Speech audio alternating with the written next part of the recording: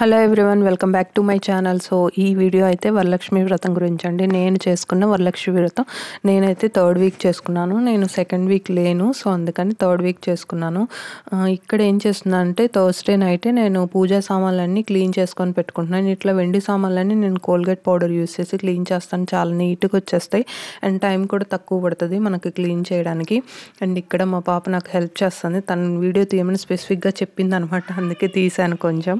So ఇట్లా పిల్లలకు కూడా మనం చిన్న చిన్న పనులు ఇస్తూ ఉంటే వాళ్ళకి బాగుంటుంది, వాళ్ళు ఎంగేజ్ అవుతారు. ఫోన్లు ఇవన్నీ అలవాటు చేసుకోకుండా వాళ్ళకి కూడా కొంచెం పనులు అనేవి తెలుస్తాయి కదా. సో అందుకే ఇట్లా నేను చిన్న చిన్న యాక్టివిటీస్ ఏమైనా ఉంటే వాళ్ళకి ఇస్తాను అనమాట. చూసారా ఎంత తెల్లగా అయిపోయిందో. ప్రీవియస్గా మీరు చూసుంటారు కొంచెం నల్లగా అయింది, దాన్ని ఇప్పుడు ఇట్లా క్లీన్ చేయడం వల్ల చాలా తెల్లగా అయిపోయింది, కొత్త దానిలాగా అయిపోయింది. సో ఈ టిప్ మీ అందరికీ యూజ్ అవుతుందని షేర్ చేస్తున్నాను అనమాట. ఇది థర్స్డే నైట్. అండ్ ఇంకా వీటితో పాటు పూజా సామాన్లు మనకి రేపు వరలక్ష్మి వ్రతానికి వాయనం ఇవ్వడానికి బ్లౌజ్ పీసెస్, ఫ్రూట్స్, పూలు అవన్నీ తెచ్చుకున్నాను. అన్నీ తెచ్చుకొని రెడీగా పెట్టుకున్నాను అనమాట.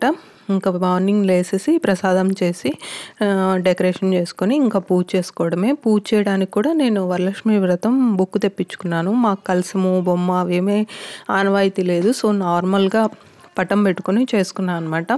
ఎక్కడైతే పెడదాం అనుకుంటున్నానో అక్కడ బియ్య పిండితో ముగ్గు వేసి పసుపు కుంకుమ వేసి దాని మీద పీఠం పెట్టుకున్నాను అనమాట. పీఠానికి కూడా కొంచెం పసుపు కుంకుమ గంధం అవన్నీ వేసి దాని మీద ఇప్పుడు మంచి ఉతికిన క్లాత్ ఒకటి మంచి క్లాత్ వేసాను. బ్యాక్గ్రౌండ్ డ్రాప్ లాగా ఉంటుందని చెప్పి అట్లా చిన్నగా డెకరేషన్ చేశాను అనమాట. ఎలా ఉందో చెప్పండి కొంచెం.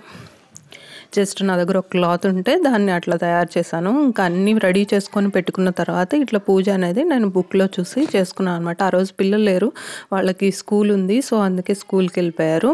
ఇంకా నేను ఒక్కదాన్నే చేయాల్సి వచ్చింది మొత్తం. అండ్ ఇంకా పద్దాకలు లేవకుండా ముందే మనకు కావాల్సిన సామాన్లు పూజకి సంబంధించినవి అన్నీ రెడీ చేసుకొని పెట్టుకొని అప్పుడు స్టార్ట్ చేయాలి, మధ్యలో లేవకూడదు. సో అందుకే ఇంకా ఆ బుక్లో ఉన్నట్టే ఫస్ట్ షోడశోపచార పూజ చేసి వినాయకుడికి పూజ చేసి తర్వాత వరలక్ష్మీదేవికి పూజ చేసుకున్నాను. తర్వాత అష్టోత్తరం చదువుకున్నాను. తర్వాత మనకి వ్రత కథ ఉంటుంది కదా, సో ఆ వ్రత కథ చదువుకొని అమ్మవారికి తాంబూలము, నేను శారీ అవన్నీ పెట్టాను అనమాట. ప్రసాదాలు అవన్నీ నివేదించి ఇంకా తర్వాత హారతి ఇచ్చేసాను. వెంటనే ఇంకా ముత్తైదులను కూడా పిలిచానండి, ఎందుకంటే నాకు ఇంకా ఈవినింగ్ కుదరదు, ఆఫీస్ ఉంటుందని చెప్పేసి. పూజ అయిపోయింది, 11 కల్లా అయిపోయింది. ఇంకా వెంటనే అందరినీ పిలిచి వాళ్ళందరికీ కూడా తాంబూలం ఇచ్చాను. ఫస్ట్ అయితే మనం అమ్మవారికి పెడతాం కదా తాంబూలం, తర్వాత ముత్తైదువులందరినీ పిలిచి ఇచ్చానమాట. అపార్ట్మెంట్లో ఉన్న వాళ్ళందరినీ పిలిచి ఇచ్చేసాను. సో లెక్క అంటూ ఏం లేదండి, అందరినీ పిలిచి ఇచ్చేసాను. కింద వాచ్మెన్ వాళ్ళని అందరినీ ఇచ్చేసాను. ఇంకా పెద్దవాళ్ళు ఎవరు లేరు కాబట్టి వాళ్ళకి నమస్కారం చేసి ఆశీర్వాదం తీసుకున్నాను.